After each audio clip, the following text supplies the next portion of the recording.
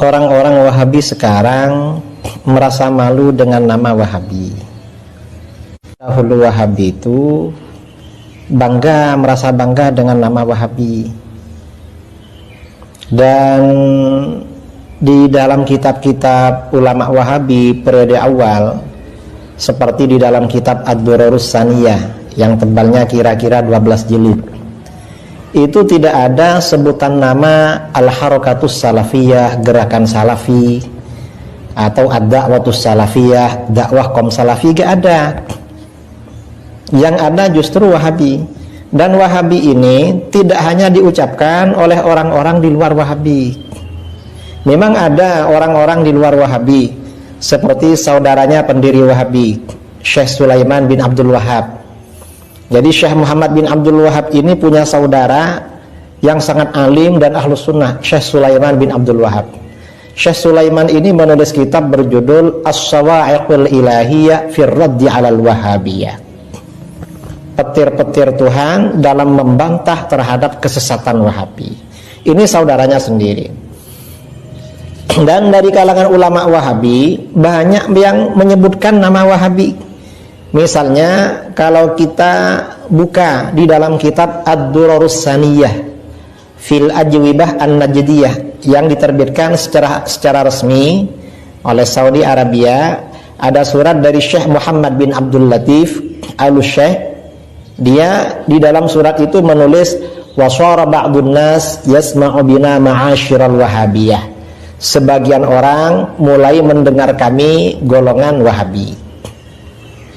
Artinya golongan Wahabi itu hal yang biasa, dan ada beberapa jilid ya, beberapa halaman di dalam kitab Ad-Durarus Saniyah yang memang menyebut nama Wahabi tanpa rasa malu.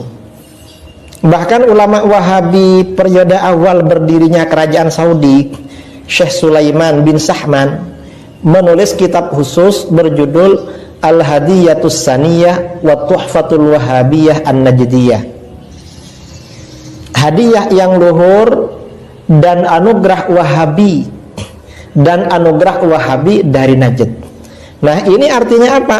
Menurut Syekh Sulaiman bin Sahman, Wahabi ini merupakan hadiah yang luhur dan anugerah yang luar biasa. Itu lama dulu.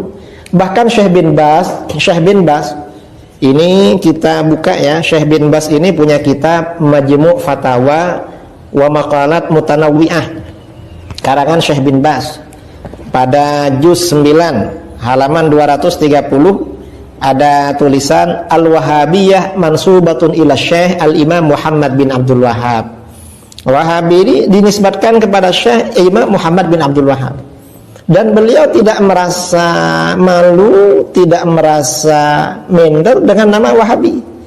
Bahkan di dalam fatwa beliau yang diposting, dirilis di webnya, di Binbas ORG, itu ada pernyataan dari Syekh bin Bas ya, bahwa ketika beliau ditanya tentang Wahabi, maka beliau menjawab tentang Wahabi ini, kata beliau,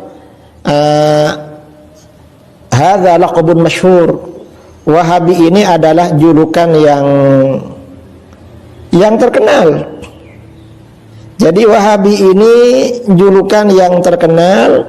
Kemudian wa huwa laqabun syarifun azim. Wahabi ini julukan yang mulia dan agung. Jadi Syekh bin Bas ini menganggap Wahabi ini julukan yang mulia dan agung.